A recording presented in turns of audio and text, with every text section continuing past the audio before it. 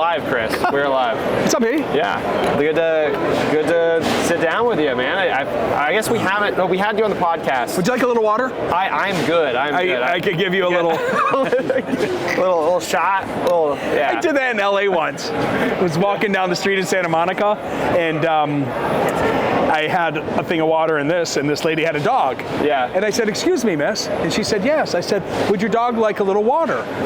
And she said, "That would be really kind of you." So I took the cap off, I poured it in, I put that on the ground and walked away. I'm just old. It's funny. Anyway, back to the intense 2020 Dateline interview. I love it. That was a good, funny opening. I thought that was another one of your pickup lines. No, want a little water? Oh my God. It wouldn't work with my wife. I had to ask her if she had a 401k, and she said yes. And I said, okay, well, you'll do. You'll do. 11 years later, happier than I've ever been. So anyway, what's going on, brother? You guys are a model relationship there. You're like a team. Took her out of the nursing industry and brought her right into the financing industry. Yeah. We talk about it a lot, jokingly going, I can't believe that I went from nursing to, this crazy industry that we're in, the financing industry for home improvement. So yeah. Oh well, it's great to have her here. Yeah. No, she's the first time meeting her. Yeah. Here, she seems absolutely wonderful. She is. She's great. Lucky to have her.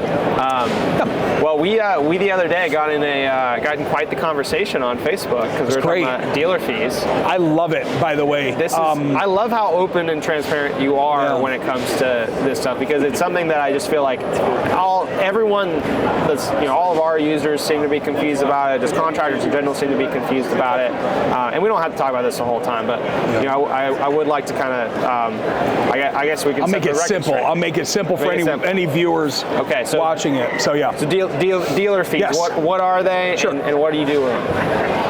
Great question. So the question is, what are dealer fees and how do you manage them? Yeah, how do you manage them? So I think it's important that contractors first understand why a dealer fee from a lender exists. By the way, if anybody watching this, I'll break the fourth wall, wants to learn about this, it's on my YouTube channel for free. You could just go and watch these videos. So if you're interested, reach out to AJ and reach out to me and we'll send them to you. So here's how the money gets to the consumer.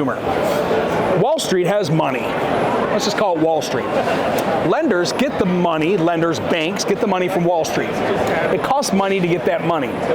Now the lenders have to be the facilitators to get that money to a contractor at the points of sale, and that costs money. Like there's all sorts of different, got to get it from here. It's called the cost of funds. Yep. Cost of funds to acquire.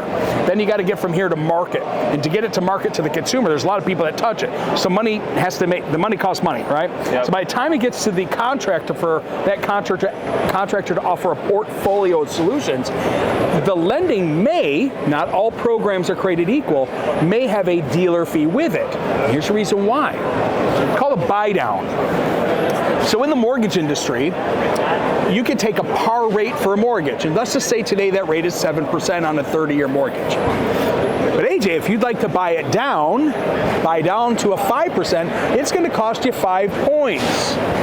500 basis points multiplied by the cost of the mortgage equals the points that it costs for you to buy it down. Think of dealer fees as the buy down to get the rate down from a par rate, where at Wall Street it costs them 0. So if a par rate at Wall Street is 12.99 on a 10-year term, if you want to offer an 8.99 on a 10-year term, it's going to cost money to buy down that rate to get it to the consumer. That's a dealer fee. It covers the cost of the funds, the facilitation of the funds, the buy down of the rate to get to the consumer, XYZ. Now some lenders have no dealer fee, 2% dealer fee, 4% dealer fee, 15% dealer fee, solar, 38% dealer fee to buy those things down because of risk factors in default. So there's a lot that goes into why dealer fees exist. Does that make sense? That does. So, okay, good. Yeah, instead of having to, because as a contractor, your close rate is going to be lower if you're pitching financing at a higher interest rate versus if you can pitch it at a lower interest rate, or pitch it, but like if you're providing financing solution, that has a really, so the dealer fee basically enables you, if you're working with a lender that has a dealer fee, that means that the interest rate that your homeowners are going to end up with could possibly be lower. Is likely to be lower than it otherwise would have been. So if you're an air conditioning business and you're selling, buy your air conditioners today for 7.99% for 10 years is your ad, and your competitors are, buy your air conditioner today for 9.99 for 10 years, and it's the same product, apples to apples, a consumer might go, why would I pay that? Why wouldn't I pay that? However, here's where your second question comes in. Well, how does the contractor price in the cost of the funds to bring that awesome $799 to the marketplace to attract more consumers to buy it? Right. Buy down. And this is where you and I got into an awesome conversation, and we started talking about cash equals credit. So to that point, I love analogies. You go into a grocery store, and they keep the milk in the back of the grocery store so you can go buy other things. Oh man, I need peanut butter. Oh my gosh, I need a chocolate bar. By the time you get up front, you're not just buying milk, you're buying a whole bunch of stuff. Yep. Right? So that's how they get more money out of it. So let's go and buy a gallon of milk. I don't drink milk, but I assume milk is $4.89 a gallon. When you take the milk up to the registration or wherever you check out, we have our groceries delivered, so I don't even know what it's called. Take it up there.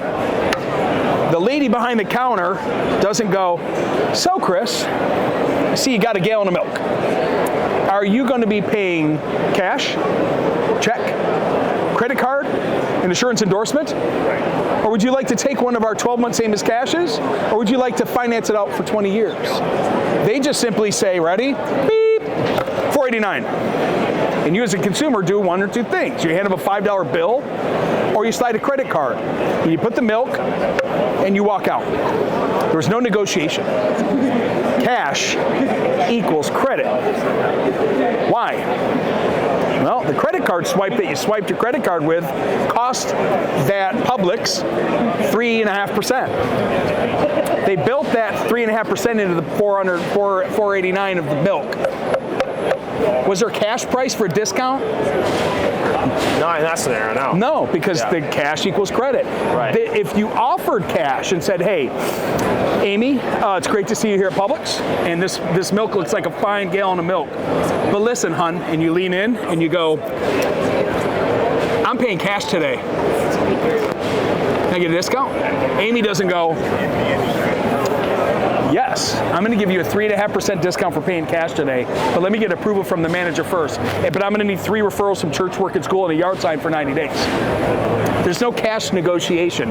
The milk costs $4.89 whether you pay cash, check, credit card, endorsement, 12-month same as cash, credit card, it's due in 30 days on a revolver, or the 2 to 20-year fixed term. No prepayment penalty. Price is the price is the price. So if a roofer goes to the marketplace with a 3% dealer fee built into his pricing on his $10,000 roof, the roof cost $10,300.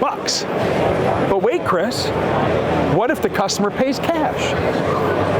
Cool. How much is the roof? $10,300. $10,300. Yeah. What if he takes 12-month same as cash? Well, it's $10,300. What if he takes a fixed term from 2 to 20 years? That's $10,300. What if he ends to be an insurance endorsement? We'll take the insurance endorsement and throw the contract away, right? Like, we don't adjust price. We go out and we sell a product that meets the consumer's demand. Yeah. And the price should be based on what that product is worth, not what payment method they use. You got it, always. And that's the big change of the industry, and what we're doing at Improvifi to help educate contractors to make financing Amazon easy at the point of sale, and stop having the reps get caught up in the cost of funds and the cost of building in X, Y, and Z to X, Y, and Z. I've got to make a price adjustment. How am I going to sell this product? This one is this, and this one is that. Yeah. The law of averages, I call it zero cost average. This is like next level. Am I okay to keep going? Keep going. Yeah, we love next level. So, if you sell 100 jobs in a year, 50 of them, let's stick with the 10,300. Everything we sell is 10,000. The name of our company is 10,300roofs.com. All of our roofs are 10. 50 of them were 10,300 because they paid cash. Check. 25 of them were on a 2% dealer fee. We sold it for 10,300, so we made it plus 1 point, right? The other 25 took a program that cost 4 points, which was 1 point under. Did we make money at the end of the year? Did we lose money? One of them cost us a point. We lost. On 25 of them, we lost a full point. Did we lose money at the end of the year, or did we win? You won overall by Big time. By a landslide, yeah. Huge. Why? Because the average across the Zero cost average. But here's the beautiful thing. On the cash deals, we made plus 3 points. On the finance deals, we made plus 1. That was 25. That's 75%. We were plus across the board. Hugely. And on the other ones, we were down 1 point at 25. But guess what? If we didn't offer the financing solution, we wouldn't have even won those other 50 jobs. You wouldn't have gotten the job. We would have only sold 50. Yeah. There would have been no zero cost average of 100. That's the mentality that we're bringing to the marketplace for contractors to understand how important it is to build this into the business.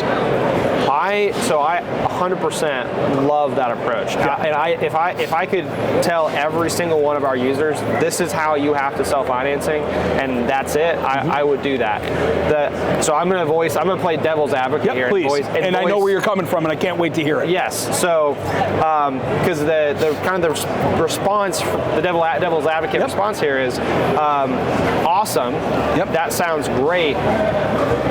But what if we could both close all those deals and so have our cake and eat it too, but by closing all those deals, using the financing, but on those 25, what if we could just tack on a little extra because they paid financing in order to, and have that be in, and we could structure it where maybe everything across the board was actually $10,400. You already did. Everybody else got a cash discount down to the What I neglected to tell you is the name of our business wasn't originally 10,300.com. The name of our business was 10,000. So what we did as a professional roofing entity or air conditioning entity is we built in 3% to our pricing. We made a pricing adjustment, just like we do when Beacon and ABC raise our prices. We made a pricing adjustment, 3%. We increased the price of our product that we sell across the board. Our entire system was plus 3. Well, so, and again, I totally agree with you, but what, if I just say it makes no logical sense, but me as a contractor, I'm just dead set on charging that extra $100 per roof on those 25 deals where I'm losing. Are there going to be consequences for me for doing that? Like, what am I going to get in trouble with some financial entity? Am I going to lose and damage my relationship with my lender? Like, am I going to lose deals because it's just more complicated? What are the kind of the issues that I'm going to face by trying to take that approach? You can, cash equals credit. You can give a cash discount whenever you'd like. Okay. There's no issues. So you can still give a cash credit. 100%. Absolutely determined. Absolutely. So as a sales professional, if I know that the office is built into 3% and I can sell these great finance solutions, and I got to win this job.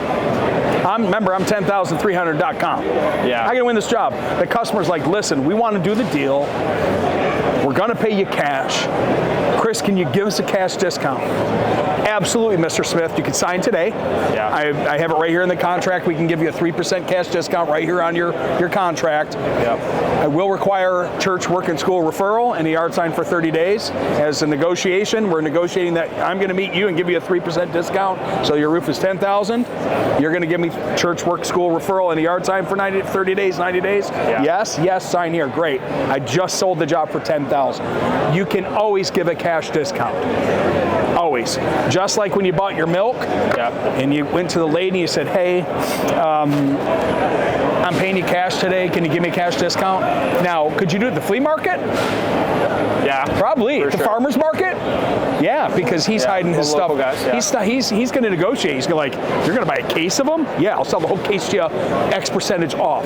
That's a great example of when you can use a cash discount at the point of sale. Hey, listen, I'm at the farmer's market and it's $4.89.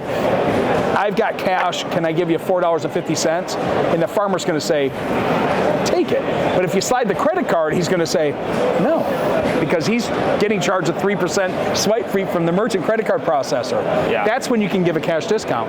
Absolutely. There's nothing wrong with giving a cash discount or even telling people you have a cash discount. Nothing wrong with it whatsoever. What you can't do is this. Here comes the can't do question. Yes. Your lender will have something in their guidelines on what you can't do, which is disclose a merchant fee on a line item contract. So if you're charging $10,000 for a roof and you're using a program that costs 3%, you can't say dealer fee 3%. Revolving is different. This is a retail installment contract. This is an installment loan. It's not a revolving loan. And they've got rules and laws that the OCC and the CFPB and everybody has compliance-wise from the lender perspective. Yep. You can have the contract costs built in with that and then give a cash discount. What you can't have is a line item specifically speaking to the dealer fee or the merchant fee in the retail installment. And that's not per me. This is per the lender that you're with, the disclosure of that. Does that answer your question? Yeah, that definitely helps. They won't allow you to do it. That's why in the beginning of this, you and I said, what's the name of your company? Well, it's 10300.com, right? That's the name of our company. We built in a 3% margin. There is no dealer fees. It's a cost of the product. Financing is a product. It costs money. We build it into the roofing system. We share it with everybody. Yeah, across the board. Yep, you got it. Yep.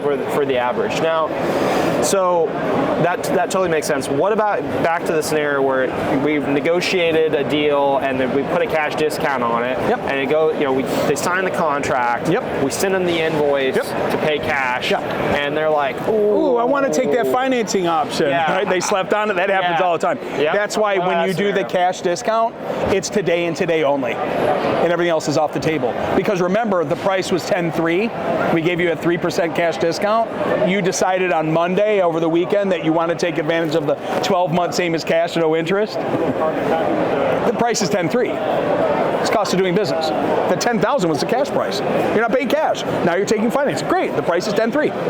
And that scenario that you're talking about, that is totally, there's total legal. There's your first price. Okay. First price, best price.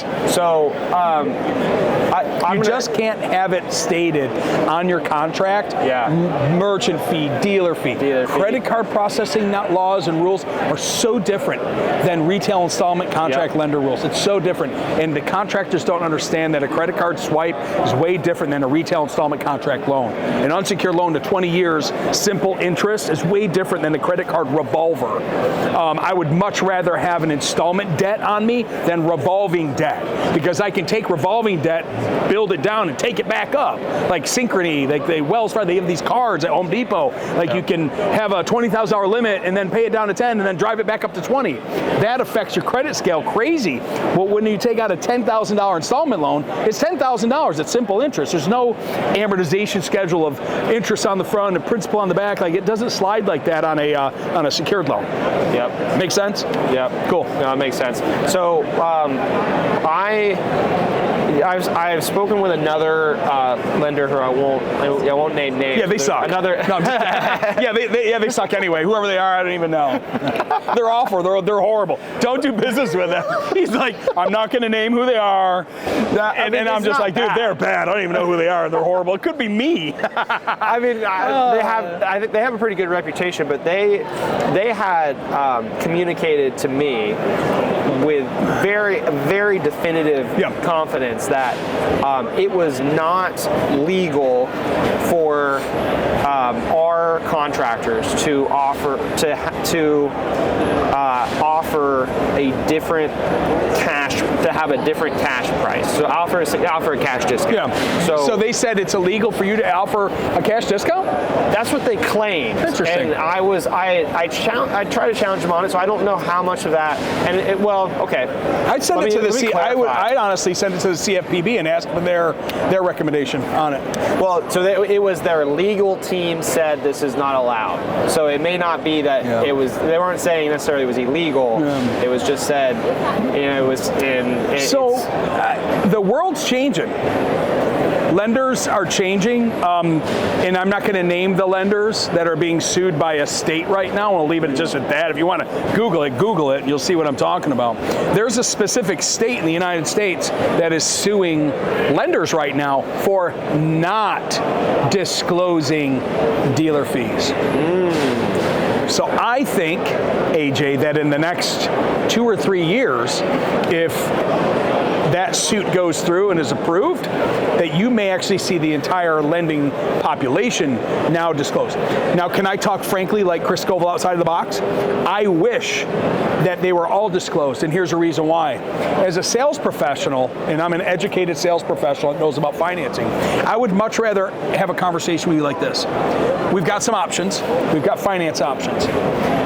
This finance option is going to cost you this for this buy down, or you can have it at the par rate with no buy down. Would you like a contract price at $10,000, $10,300, or $10,500? And let you, the consumer, go, dude, well, that's right, Chris, this makes sense. We did this with our mortgage. We bought this mortgage. We bought our mortgage down. How long are you going to keep the loan out for, AJ? And you go, well, man, I'm going to keep this out for 3 years. Great, don't buy it down. Because it doesn't make sense. Yeah. I'm going to keep the thing for 20 years. Great, do the buy down, because you don't want that much interest over 20 years. I would much rather be full disclosure. The dealer fees are X to get Y. Mr. Smith, would you like this or this? Oh, I want this. That makes sense. Here, I'll pay an extra $100 to have the rate be at $799 than a $99. Full disclosure. I love it. Yeah. It isn't there yet. It will be. A couple more lawsuits and it'll have to happen. Yeah, that's really good insight. That's kind of where it's headed. Yeah, it's headed there. Yeah. CFPB, the OCC, it's a real hard regulatory group to define who is managing lending rules when it comes to installment loans in the home improvement space. There's no real definitive group. It's the OCC, it's the CFPB, all the groups that I shared with you in our emails the other day. Yeah. But there has to be some like real gross infraction, like something nasty has to happen for these people to step up and step in and say, hey, we got a problem here, this needs to be addressed. And this has been going on for years. Dealer fees have been here forever. Yeah. They're forever. This is a non-issue. There's $658 billion in home improvement a year. Only a small percentage of it is even financed. People are still using the equity in their home. People are still putting on their credit cards. People are still paying cash and check. But now and more, I actually have a visual for this, which is very interesting. That's my dog. Here we go. You see this? Yeah, I see What does it say? This is consumer loans, credit cards, other revolving plans, all commercial banks. And Yeah, that's debt. Up and to the right. That's delinquency. That's delinquency. No, this is delinquency. That's debt. That's delinquency. This is debt. This is what's happening in the United States of America right now. That debt is going up and up and up, and the defaults are right there with it. So, everybody is leveraging money from banks. Yeah. It ain't going to slow down. It's going to get bigger and better. Yeah. So when more and more people start leveraging, rules and regulatory requirements are going to come in with it. Yeah. Yep. Yeah. Awesome. To make it, because more people will be impacted, so there'll be a push towards more transparency. Yeah. And, as far as the lender telling you that, look, I can't speak to them because I don't know who they are. Yeah. I would advise you to seek your own legal counsel if that is a true statement. However, look, at the end of the day, they got the cookies. Do you want their cookies? You want someone else's cookies? It comes down to that. Like, the lender ultimately has the cookies, and if you want their cookies, you got to go get their cookies. You got to live by their cookie orders, or you go find a different cookie, or you go find a different cookie jar. So yeah, awesome, cool. Well, this has been very educational, I think, and I think a lot of people. I mean, this is just a huge question that everyone seems to be very. Where are we going to put this thing? Where are people going to find this? Yeah, this will go out on. I believe it's going to go out on our YouTube tonight. Oh, this is a good one. Yeah. Yeah, and so we'll post the whole thing end to end, and then we'll also probably make clips later. Yeah, share it out. I think that this was very valuable, and a lot of contractors will learn. Get you a copy too. And ProLine, dude, all the roofing groups like, hey, who's your CRM? ProLine. You guys are killing it. You're just like on the scene. I am extremely grateful that we have customers that are so excited. Dude, they love you. It's like when someone says financing in a group, right? Yeah, we share that. I mean, I like to think it's this is what happens when you focus on truly serving. Yeah, it is. And not just trying to capitalize or take advantage. It's selfishly serving and have a servant's heart. But congratulations on your success. Thank you. Awesome, you as brother. well. Thank you. Awesome. Thanks, Chris. Thanks for the interview.